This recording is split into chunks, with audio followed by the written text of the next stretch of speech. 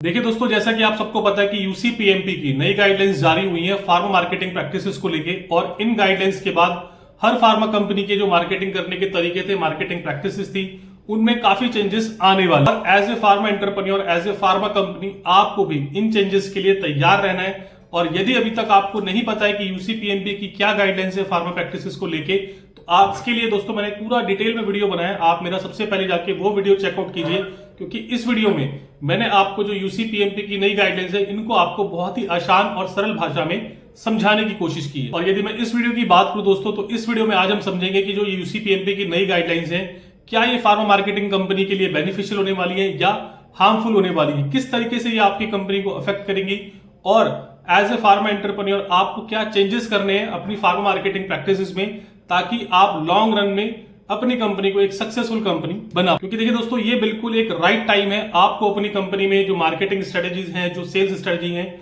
उनको चेंजेस करने के लिए। क्योंकि आप समझिए कि जो गवर्नमेंट है ना, गवर्नमेंट अभी फार्मा कंपनीज के ऊपर पूरी नजर बना के बैठी हुई है। आप देखिए दोस्तों कि जो इस समय की गवर्नमेंट है, ये फार्मा इंडस्ट्री में काफी सारी रेगुलेटरी, काफी सारी कॉम्प्लायंसेस को ऑलरेडी लेके आ चुके हैं। और भविष्य में भी इस तरह की जो रेगुलेटरी और कॉम्प्लायंसेस है, वो फार्मा इंडस्ट्री में बढ़ने वाली। इसीलिए दोस्तों, आपको भी अपनी फार्मा मार्केटिंग कंपनी में कुछ प्रैक्टिसेस को ठीक करने की जरूरत है, ताकि भविष्य में यदि गवर्नमेंट की कोई इससे ज्यादा स्ट्रिक्ट पॉलिसी या रेगुलेशंस आती हैं, तो आप उसके लिए तैयार रहें, उस समय आपका बहुत ज्यादा नुकसान ना हो। और इसके लिए ना दोस्तों, आपको आज से ही काम करना पड़े। और मैं आज आपको इस छोटे से वीडियो के माध्यम से बताऊंगा कि एज ए बिजनेस एंटरप्रेन्योर आपने अपनी कंपनी में क्या स्ट्रेटेजी चेंजेस को लेके आना है, और किस तरीके से आपने फ्यूचर की तैयारी आज से ही शुरू कर दी। बट अगेन दोस्तों, बिफोर स्टार्टिंग दिस वीडियो, आप सब लोगों से मेरी रिक्वेस्ट है कि जो भी इस चैनल को पहली बार देख रहे हैं, सबसे पहले यार प्लीज चैनल को सब्सक्राइब करें, लाइक करें, मैक्सिमम लोगों तक शेयर करें, ताकि इस चैनल के थ्रू जो भी इंफॉर्मेटिव और यूजफुल वीडियो में आपके फार्मा बिजनेस और फार्मा करियर के लिए लेके आता हूं, मैं चाहता हूं सबसे पहले आप तक। देखिए दोस्तों, सबसे पहले मैं आपको ब्रीफ में समझा देता हूं कि जो ये यूसीपीएमपी की नई गाइडलाइंस आई है, ये क्या। देखिए दोस्तों, सबसे पहले जो गाइडलाइंस यूसीपीएमपी की आई है फार्मा मार्केटिंग प्रैक्टिसेस को लेके, वो ये है कि आप किसी भी डॉक्टर को, डॉक्टर की फैमिली को, डॉक्टर के रिश्तेदार को आप सीएमई या वेबिनार के नाम पे विदेश यात्रा नहीं करवा सकते। इसके अलावा उनके हॉलिडे में होने वाले expenses like air ticket, hotel stay या लोकल टैक्सी वगैरह, आप अब ये सब चीजें डॉक्टर के लिए नहीं करवा पाए। देखिए दोस्तों, यदि आप as a pharma company within India CME या सेमिनार ऑर्गेनाइज कराते हो, तो अब आप सभी डॉक्टर का जो सीएमई में पार्टिसिपेट करने वाले हैं, उन डॉक्टरों का एक्सपेंसेस है वो बियर नहीं कर पाएंगे। यानी आप उनको एयर टिकट, होटल स्टे और लाइक टैक्सी वगैरह प्रोवाइड नहीं करा पाएंगे। इस तरह की प्रैक्टिस पे यूसीपीएमपी ने बहुत ज्यादा स्ट्रिक्टनेस दिखाई है। अब सिर्फ और सिर्फ विद इन इंडिया आप केवल जो आपकी सीएमई या सेमिनार के स्पीकर हैं, आप उन्हीं का खर्चा उठा सकते। इसके अलावा यूसीपीएमपी सैंपल्स और गिफ्टिंग को लेकर बहुत ज्यादा स्ट्रिक्ट हो गई है कि अब एज पर न्यू गाइडलाइंस आप किसी डॉक्टर को पूरे साल में 1000 रुपए से ज्यादा की गिफ्टिंग नहीं कर सकते हैं। और वो गिफ्टिंग भी ना बहुत छोटी मोटी होनी चाहिए, लाइक आपके पेन, डायरी या कैलेंडर, इस तरह की गिफ्टिंग आप किसी डॉक्टर को अब कर पाएंगे। और इसी तरीके से सैम्पलिंग पे भी काफी रेस्ट्रिक्शन किया है यूसीपीएमपी ने कि अब आप एज ए कंपनी अपने पूरे टर्नओवर का 2% से ज्यादा की सैम्पलिंग आप नहीं कर पाएंगे। कि लेट सपोज कि अगर आपका पूरे साल का 1 लाख का टर्नओवर है, तो अब आप एज ए फार्मा कंपनी उसमें 2000 में से ज्यादा की सैम्पलिंग नहीं कर सकते। इसके अलावा यूसीपीएमपी ने गाइडलाइंस जारी की कि अब आप डॉक्टर को कैश, गिफ्ट्स या इस तरह की कोई भी एक्टिविटी आप डॉक्टर के ऊपर नहीं कर सकते। इसलिए अगर देखा जाए दोस्तों, तो ये 2-3 पॉइंट्स हैं जो यूसीपीएमपी ने पर्टिकुलरली हाईलाइट किए हैं फॉर फार्मा मार्केटिंग प्रैक्टिस। धीरे धीरे सरकार जो है ना, वो कॉम्प्लायंसेस को, रेगुलेटरी को लेके बहुत ज्यादा स्ट्रिक्ट होती जा रही है फार्मा कंपनी पे। और ये स्ट्रिक्टनेस हो सकता है आगे और ज्यादा बढ़ जाए। और एक अच्छा और समझदार एंटरप्रेन्योर वही है कि जो आने वाले समय को देख सके और उसकी तैयारी आज से ही कर सके। तो अब हम बात कर लेते हैं कि जो यूसीपीएमपी की गाइडलाइंस है, ये क्या फार्मा मार्केटिंग कंपनी के फ्यूचर के लिए बेनिफिशियल है या हार्मफुल। तो देखिए दोस्तों, यदि ये सवाल आप किसी से भी पूछेंगे, तो हो सकता है इस सवाल का जवाब आपको डिफरेंट मिले, क्योंकि हर किसी का अपना एक पर्सपेक्टिव है चीजों को देखने का नजर। तो देखिए दोस्तों, यदि आप मुझसे पूछे ना यूसीपीएमपी की इन गाइडलाइंस के बारे में, तो मैं तो यही बोलूंगा कि इन फ्यूचर ये फार्मा मार्केटिंग कंपनी के लिए, एंड यूजर जो हमारा पेशेंट है, जो हमारा कस्टमर है, उसके लिए, और जो डॉक्टर फर्टिनिटी है, उनके लिए ये हमेशा बेनिफिशियली होने वाला। देखिए दोस्तों, मैं ऐसा क्यों बोल रहा हूं, क्योंकि यदि आप आज के समय में देखें कि फार्मा मार्केटिंग में कितना कंपटीशन है, और ये कंपटीशन धीरे धीरे बढ़ रहा है। और उसका बढ़ने का ना एक सबसे बड़ा रीजन है कि आज के समय में हर किसी फार्मा कंपनी जो लॉन्च करता है ना, उसको लगता है कि यार ये काम बहुत आसान है, डॉक्टर के पास जाना है, डॉक्टर के चैम्बर में XYZ एक्टिविटी करनी है, गिव एंड टेक एक्टिविटी करनी है, और मैं अपनी कंपनी की कुछ ना कुछ सेल्स ले आऊं। और उनके पास इसके अलावा कोई थॉट प्रोसेस नहीं है, ना ही वो कोई प्रोडक्ट में इनोवेशन कर रहे हैं, ना ही वो कोई स्ट्रेटेजी में इनोवेशन कर रहे हैं, और ना ही वो कुछ वैल्यू एडिशन कर रहे हैं इस फील्ड में। और आप देखिए, ना ही उनके पास कोई विजन है, ना कोई मिशन है, ना ही उनके पास कोई टीम है। वो जस्ट फॉर द सेक कि हाँ मुझे कुछ अपना करना है, और वो इस इंडस्ट्री में इस तरीके से एंटर कर जाते हैं। इनकी वजह से क्या हो रहा है कि जो और लोग हैं जिनके पास एक मिशन है, विजन है और जो अपना एक पूरा इंफ्रास्ट्रक्चर लेके बैठे हैं, मार्केटिंग टीम लेके बैठे हैं, जो वाकई में इस इंडस्ट्री में कुछ वैल्यू एडिशन करना चाहते हैं, उन लोगों के लिए जो चीजें हैं वो बहुत ज्यादा टफ होती जा रही है। आफ्टर यूसीपीएमपी गाइडलाइंस की अगर ये सब चीजें बंद हो जाती हैं तो उसके बाद हर कोई ना एक इक्वल प्लेटफॉर्म पे होगा, देन आपका जो प्रोडक्ट है वो आपकी मेरिट पे बिकेगा। और कोई भी डॉक्टर यदि आपके प्रोडक्ट की मेरिट और आपकी टीम की एफिशिएंसी को देख के आपका प्रोडक्ट यूज करेगा ना, तो आप यकीन मानो दोस्तों, वो जो आपकी सेल्स होगी वो सस्टेनेबल होगी और हमेशा लॉन्ग टर्म सेल होगी। क्योंकि ये बात आप भी जानते हो, जो एक्टिविटी वाली सेल्स होती है ना, ये हमेशा एकदम से ऐसे ग्रो करती है और एकदम से ऐसे डाउन होती है। तो देखिए दोस्तों, हो सकता है इन फ्यूचर की फार्मा मार्केटिंग कंपनी में इन गाइडलाइंस के बाद थोड़ा कंपटीशन भी कम हो जाएगा।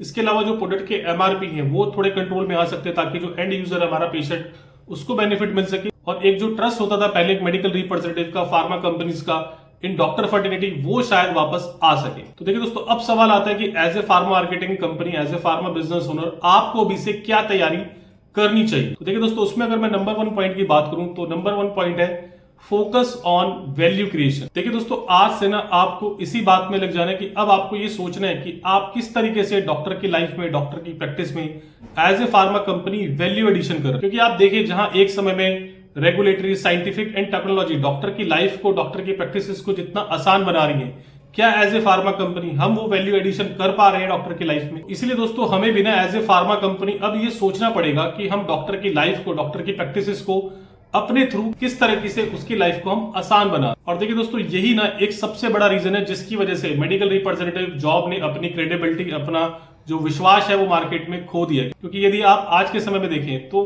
काफी सारे डॉक्टर्स ऐसे हैं जो मेडिकल रिप्रेजेंटेटिव से मिलना नहीं चाहते, और उनका ना एक बहुत ही स्पेसिफिक रीजन है, क्योंकि उनको ऐसा लगता है कि जो मेडिकल रिप्रेजेंटेटिव उनसे मिलने आ रहा है वो उसका सिर्फ टाइम वेस्ट कर रहा है। उनको ऐसा लगता है कि उस मेडिकल रिप्रेजेंटेटिव को टाइम देके उसकी लाइफ में कोई वैल्यू एडिशन नहीं हो रहा है, और ये बात बिल्कुल सच भी है। इसीलिए डॉक्टर को लगता है कि मैं इसको टाइम क्यों दूं, इसकी बात क्यों सुनूं। तो इसीलिए दोस्तों, आपको आज से ही as a pharma marketing company, as a pharma business owner इस बात में लग जाना है कि मैं किस तरीके से अपनी कंपनी में new and innovative product launch कर सकता हूं, किस तरीके से मैं डॉक्टर के जो पेन पॉइंट है, डॉक्टर की जो नीड है, उसको समझ के उसकी नीड को एक्चुअल में सेटिस्फाई करे, उस तरह का प्रोडक्ट मार्केट में लेके आ सकता हूं। इसके अलावा जो हमने बात करी मार्केटिंग स्ट्रेटेजी को, तो इसमें भी थोड़ा इनोवेशन डालने की जरूरत है। इसमें भी हमें कुछ ना कुछ नयापन करने की जरूरत है। अब एक बात बहुत क्लियर कि यदि आपने आज से इस तरीके से सोचना नहीं शुरू किया कि मैं किस तरीके से डॉक्टर की लाइफ में वैल्यू एडिशन कर सकता हूं, तो आप देखना दोस्तों, आप अपनी कंपनी को बहुत ज्यादा लंबा नहीं लेके जाओ। देखिए दोस्तों, दूसरे अगर मैं चेंज की बात करूं जो आपको अपनी फार्मा कंपनी में लेके आना चाहिए, वो है माइक्रो मार्केटिंग। देखिए दोस्तों, अब ना इस टर्म की इंपॉर्टेंस बहुत ज्यादा बढ़ने वाली है, क्योंकि यदि आप एज ए फार्मा कंपनी अगर इन चीजों को इंपॉर्टेंस देते थे अपनी कंपनी में, सीएमई और सेमिनार को, तो आपको पता होगा कि ये किसी भी कंपनी की रेपुटेशन बढ़ाने के लिए, किसी भी कंपनी की मार्केट में रिकॉग्नाइजेशन बढ़ाने के लिए कितनी इंपॉर्टेंट एक्टिविटी होती थी। इससे क्या होता था फार्मा कंपनीज को कि एक ही जगह इतने सारे डॉक्टर मिल जाते थे, जहां पे कंपनी अपना प्रोडक्ट का मैसेज, अपनी कंपनी की जो पहचान थी, अपनी कंपनी का मैसेज एक साथ डॉक्टरों को पहुंचा पाती थी। लेकिन अब जहां यूसीपीएमपी की नई गाइडलाइंस आई है, जिनकी वजह से आप अब्रॉड में तो सीएमई या सेमिनार ऑर्गेनाइज नहीं करा सकते हो, बट यदि आप विद इन इंडिया भी करा रहे हो, तो अब आपको सिर्फ स्पीकर के अलावा आप किसी और डॉक्टर को वहां पे अपने खर्चे से नहीं बुला सकते हो। तो आप खुद ही सोचिए कि क्या ऐसे केस में कोई भी डॉक्टर अपनी जेब से पैसा लगा के आपकी कंपनी की सीएमई या सेमिनार अटेंड करने क्यों आएगा। अब आपको as a pharma business owner बिल्कुल माइक्रो लेवल पे जाके चीजें करनी पड़ेगी। अब आपको आइडेंटिफाई करना पड़ेगा कि जो भी आप हेडक्वार्टर में या जिस एरिया में आप अपनी पहचान या रिकॉग्निशन बनाना चाहते हो, तो उस एरिया के जो सर्कल के डॉक्टर्स हैं या जो उस एरिया के एसोसिएशन बनी हुई है, उनकी आपको छोटी छोटी सीएमई ऑर्गेनाइज करानी पड़ेगी, उनकी आपको छोटी छोटी गेट टुगेदर ऑर्गेनाइज करानी पड़ेगी। और अभी तक उस पर्टिकुलरली एरिया हेडक्वार्टर में जो आपने डॉक्टर छोड़े हुए थे या जो आपके फोकस में नहीं थे, उनको भी आपने अब फोकस में लाना होगा और उस लेवल पे जाके आपको अपनी कंपनी की मार्केटिंग करनी हो और ज्यादा से ज्यादा फोकस करना होगा 1-to-1 रिलेशन डेवलप करने। तो तीसरे अगर मैं चेंज की बात करूं तो as a pharma business owner आपको अपनी कंपनी में अब इंपॉर्टेंस देनी होगी ट्रेनिंग एंड डेवलपमेंट को।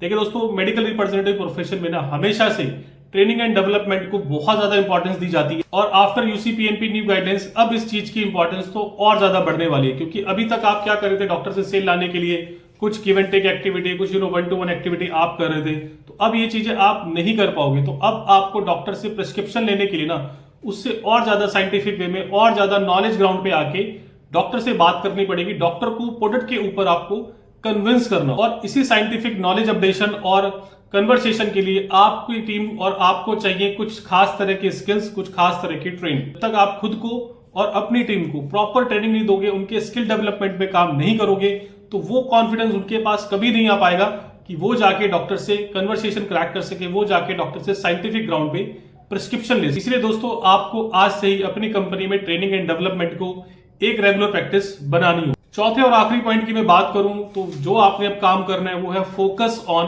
पीपल। दोस्तों मैं हमेशा से बोलता हूं कि what is company, company is all about people, company is all about team. और आफ्टर यूसीपीएमपी गाइडलाइंस ना आपकी जो टीम है उसकी इंपॉर्टेंस अब और ज्यादा बढ़ने वाली है। देखिए दोस्तों पहले क्या होता था ना कि जो फार्मा कंपनीज होती थी वो केवल साइंस ग्रेजुएट को ही एज ए मेडिकल रिप्रेजेंटेटिव अपने यहाँ जॉब देती थी। लेकिन यदि आप आज के समय में देखें तो फार्मा मार्केटिंग कंपनी क्या कर रही है, just for the name sec, just for the presence, वो एक किसी भी बंदे को उठा के ना मेडिकल रिप्रेजेंटेटिव अपने यहाँ जॉब दे दी। उसका क्वालिफिकेशन बैकग्राउंड क्या है, उसका साइंटिफिक बैकग्राउंड क्या है, आज के समय में मैक्सिमम फार्मा कंपनी ये चीजें चेक नहीं करती। और आप खुद ही सोचिए दोस्तों कि यदि किसी नॉन साइंस बैकग्राउंड वाले बंदे को आप ट्रेनिंग में बिठा के आप सोचे कि उसको आप एक हफ्ते में 10 दिन में आप उसको सारी फार्माकोलॉजी पढ़ा दें, आप उसको मोड ऑफ एक्शन पढ़ा दें, आप उसको इंडिकेशंस के बारे में समझा दें और वो बंदा उसको फुली ग्रैब कर ले, तो ये ना एक नेक्स्ट टू इम्पॉसिबल काम होता है। और दोस्तों यही एक सबसे बड़ी वजह है कि जिसकी वजह से जो मेडिकल रिप्रेजेंटेटिव जॉब का जो एक लेवल था, एक रिस्पेक्ट थी ना मार्केट में, वो धीरे धीरे डाउन होती रही। अभी दोस्तों आपको एज ए फार्मा कंपनी ना